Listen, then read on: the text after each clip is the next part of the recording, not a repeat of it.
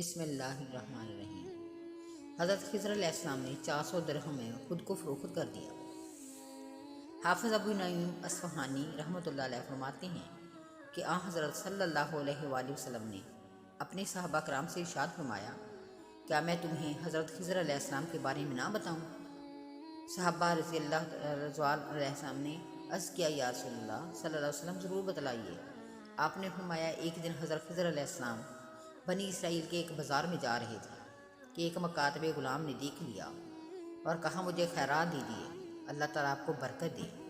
حضرت خضر علیہ السلام نے فرمایا، میں اللہ تعالیٰ پر ایمان رکھتا ہوں، وہ کسی چیز کا ارادہ فرماتا ہے تو وہ ہو جاتی ہے، میرے پاس کوئی چیز نہیں جو میں تجھے دے سکوں۔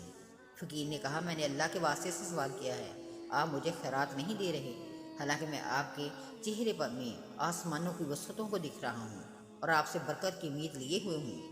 آپ نے فرمایا، اللہ کی ذات پر ایمان رکھتا ہوں، میرے پاس کوئی ایسی چیز نہیں ہے جو میں تمہیں دے دوں، ہاں تم مجھے لے لو اور سرے بازار میرا سودا کر کے روپے وصول کر لو۔ فقیر نے کہا، کیا آپ اس بات پر ثابت قدم ہیں؟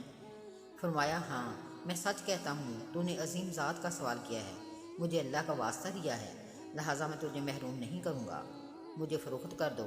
فقیر آپ کو بازار لے گیا اور 400 درہم میں آپ کا سودا کر دیا۔ آپ کے خریدار کے پاس کافی عرصے تک رہے، وہ آپ سے کوئی کام نہ کرواتا تھا۔ آپ نے ایک دن کہا، آپ نے اپنے کام کے لیے مجھے خریدا ہے، مجھے کام تو بتاؤ۔ اس نے کہا، آپ بہت بوڑھے اور ضعیف ہیں، میں آپ کو تکلیف میں ڈالنا مناسب نہیں سمجھتا۔ آپ نے فرمایا، میں اپنے فرض کے ادا کرنے کو تکلیف نہیں سمجھتا۔ اس نے کہا، تو پھر آپ اس پتھر کو فلاں جگہ منتقل کر دیجیے۔ وہ پتھر جسے 5-6 آدمی مشکل سے اٹھا سکتے تھے۔ اتفاقاً وہ کسی کام کے لیے گیا، واپس لوٹا تو دیکھا کہ پتھر تو منتقل ہوا پڑا ہے۔ کہنے لگا، تم نے بہت عمدہ طریقے سے کام کیا اور ایسی طاقت کا مظاہرہ کیا جیسی طاقت میں نے کبھی کسی میں نہ دیکھی ہو۔ دوبارہ پھر اس آدمی کو کوئی سفر درپیش ہوا تو وہ حضرت خضر علیہ السلام سے کہنے لگا، میں تمہیں امانت دار سمجھتا ہوں، میری غیر موجودگی میں میرے گھر والوں کی ذمہ داری میں تم پر ڈال رہا ہوں اور مجھے یقین ہے کہ تم نہایت اچھی طریقے سے فرض انجام دو گے۔ آپ نے فرمایا، مجھے کوئی کام بتائیے۔ اس نے کہا، مجھے ناگوار محسوس ہوتا ہے کہ تم پر مشقت ڈالوں، مگر آپ نے فرمایا، مجھ میں کوئی مشقت نہ ہوگی۔ چنانچہ آپ کے اصرار پر اس نے کہا، میرے آنے تک میرے گھر کی تعمیر کے لیے اینٹیں بنا دو۔ یہ کہہ کر وہ سفر پر روانہ ہو گیا۔ جب واپس آیا تو اس کی عمارت مکمل ہو چکی تھی۔